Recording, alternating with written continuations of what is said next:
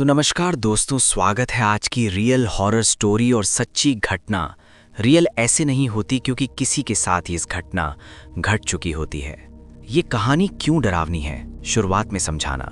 ये कहानी इसलिए डरावनी है क्योंकि इसमें कोई भूत दिखाई नहीं देता, कोई चीख चिल्लाहट नहीं होती, लेकिन जो हुआ वो आम इंसान के साथ हुआ। और सबसे डर की बात यह है कि आज तक उस घटना का जवाब किसी के पास नहीं है। जिस लड़के ने ये कहानी बताई उसने कहा था, अगर मैं खुद ये सब न झेलता तो कभी यकीन न करता।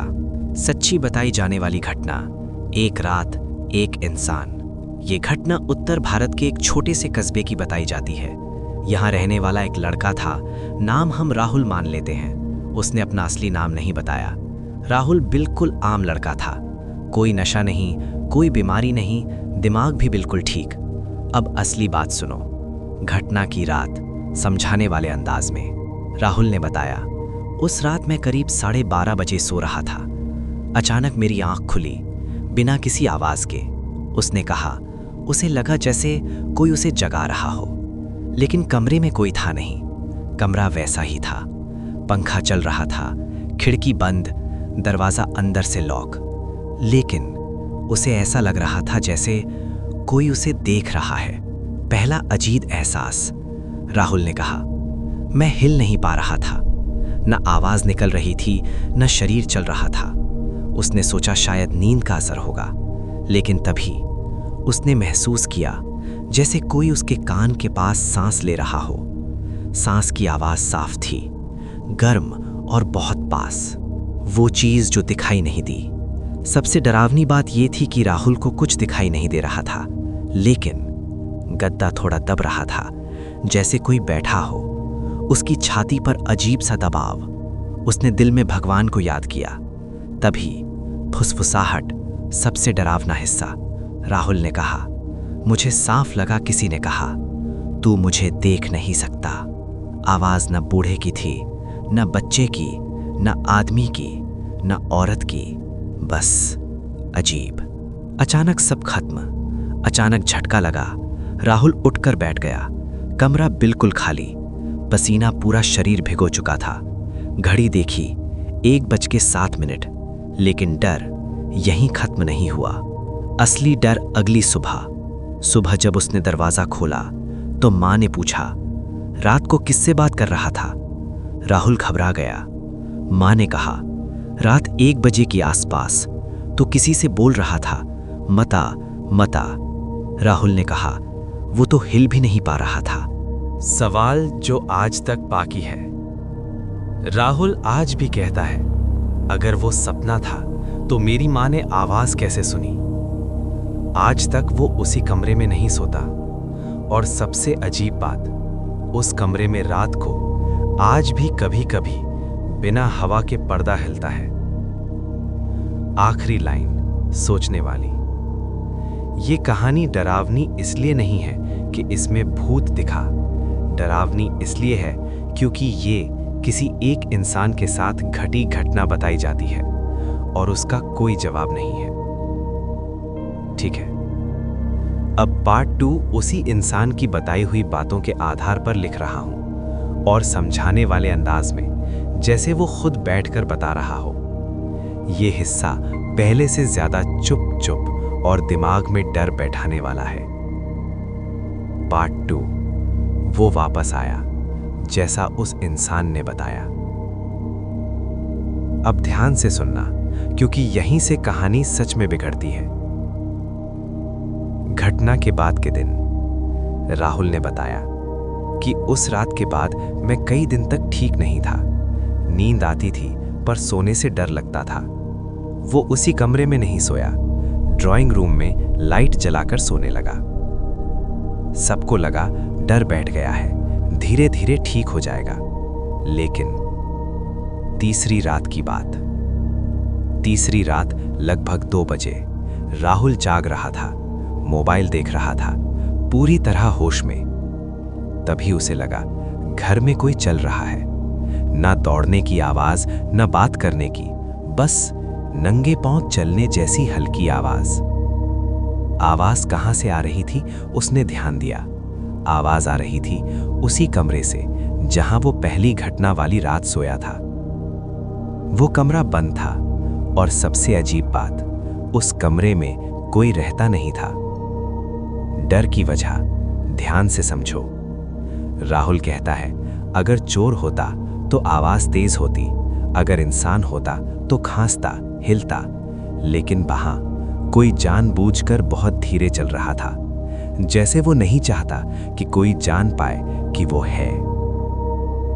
दरवाजे के पास राहुल उठा, धीरे धीरे उस कमरे के दरवाजे तक गया। दरवाजा बंद था, लेकिन अंदर से सांस लेने की आवाज आ रही थी, गहरी, धीमी, लगातार।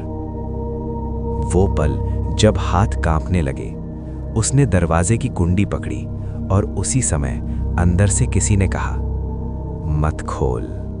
आवाज वही थी, न आदमी, न औरत, न बूढ़ा, न बच्चा, बस पहचान में आने वाली नहीं। सबसे खतरनाक बात, राहुल ने बताया, उस आवाज में मेरी ही आवाज मिल रही थी, जैसे कोई मेरी आवाज की नकल कर रहा हो।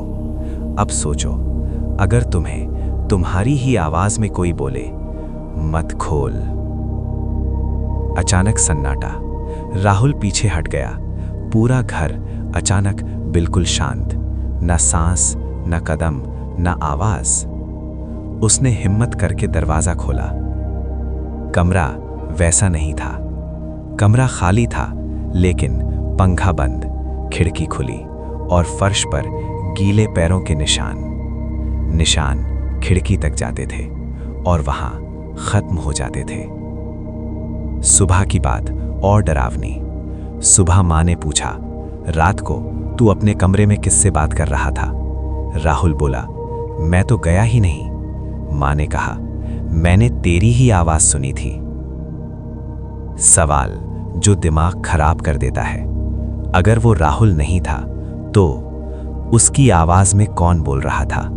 और अगर कमरा खाली था तो गीले पैरों के निशान किसके थे?